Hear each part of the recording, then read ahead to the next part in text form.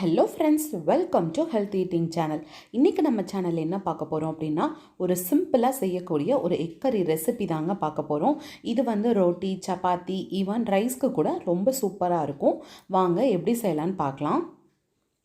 First அதுக்கு ஒரு பேனில் ஆயில் ஆட் பண்ணிக்கோங்க. ஆயில் நல்லா ஹீட் ஆனதுக்கப்புறம் ஸ்பைசஸ் எல்லாம் ஒன் பை ஒன்னாக ஆட் பண்ணிக்கோங்க.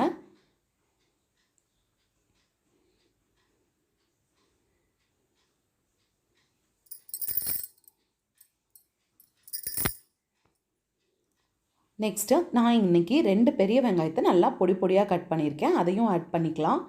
நீங்கள் ஆனியனை மிக்சியில் அரைச்சி ஆனியன் பேஸ்ட்டாக கூட ஆட் பண்ணலாம். லைட்டாக வதங்கினதுக்கப்புறம் 2 பச்சை மிளகா ஆட் பண்ணிக்கோங்க. நான் மிளகாத்தூளும் ஆட் பண்ணுறேங்காட்டி அளவாக பச்சை மிளகா ஆட் பண்ணியிருக்கேன். நெக்ஸ்ட்டு ஒரு ஸ்பூன் இஞ்சி பூண்டு பேஸ்ட் ஆட் பண்ணிக்கலாம். ஸோ இஞ்சி பூண்டு பேஸ்ட்டோட ரா ஸ்மெல்லாம் போனதுக்கப்புறமா டொமேட்டோ பியூரி ஆட் பண்ணிக்கலாம். நான் இன்றைக்கி ஒரு 3 டொமேட்டோவை நல்லா மிக்சியில் அரைச்சி எடுத்து வச்சுருக்கேன். நெக்ஸ்ட்டு ஒரு ஸ்பூன் மிளகாத்தூள் ஆட் பண்ணிக்கலாம். ஒரு ½ பிஞ்ச் மஞ்சத்தூள் ஆட் பண்ணிக்கோங்க. கரம் மசாலா ஒரு 3/4 ஸ்பூன் போட்டுக்கோங்க. ஸோ நல்லா மசாலாவோட ரா ஸ்மெல்லாம் போகிற வரைக்கும் நல்லா வதக்கி விட்டுட்டு மூடி வைங்க. ஸோ அதுக்கிடையில் நம்ம ஏற்கனவே பாயில் பண்ணி வச்சுருக்க எக்கை நல்லா கட் பண்ணி எடுத்து வச்சுக்கலாம். ஸோ இப்போ பார்த்திங்க அப்படின்னா நம்ம கிரேவியிலேருந்து நல்லா எண்ணெய் பிரிஞ்சு கரெக்டாக ஸ்டேஜ்க்கு வர ஆரம்பிச்சிருச்சு. இந்த ஸ்டேஜில் பார்த்திங்க அப்படின்னா ஒரு 2 ஸ்பூன் நான் தயிரை ஆட் பண்ணுறேன். நல்லா கெட்டியான தயிரை ஆட் பண்ணி நல்லா மிக்ஸ் பண்ணி விடுங்க.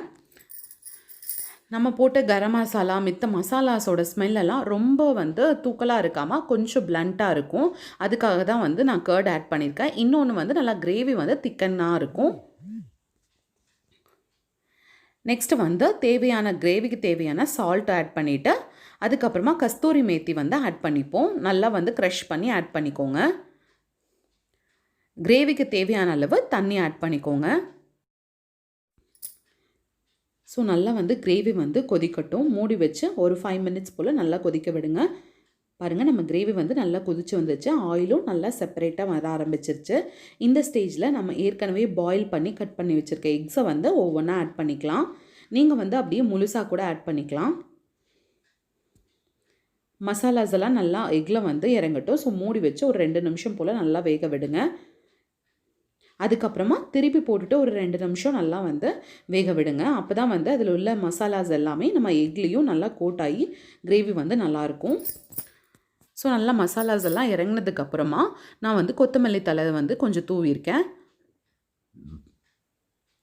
நான் இன்றைக்கி பாயில் பண்ண எக்லேருந்து ஒரு எக் எடுத்து இந்த மாதிரி கிரேட் பண்ணி ஆட் பண்ணிக்கிறேன்.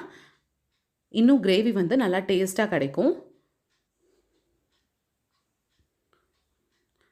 ஸோ நம்ம கிரேட் பண்ணி போட்டோம் இல்லையா, அந்த எக்லேயும் நல்லா மசாலாஸ் இறங்கட்டும். ஸோ இப்போ நம்ம கிரேவி பர்ஃபெக்டாக ரெடி ஆகிடுச்சு. இப்போ சர்விங் பவுலுக்கு மாற்றிடலாம்.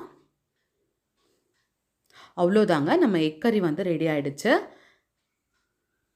நீங்களும் இதே மாதிரி ட்ரை பண்ணி பார்த்துட்டு உங்கள் கமெண்ட்ஸை எங்கள் சேனலுக்கு சொல்லுங்கள். அதுக்கு முன்னாடி இந்த வீடியோ உங்களுக்கு பிடிச்சிருந்ததுன்னா மறக்காமல் ஹெல்த் ஈட்டிங் சேனலுக்கு சப்ஸ்கிரைப் பண்ணுங்கள். கூடவே பெல் பட்டனையும் கிளிக் பண்ணுங்கள். தேங்க்யூ.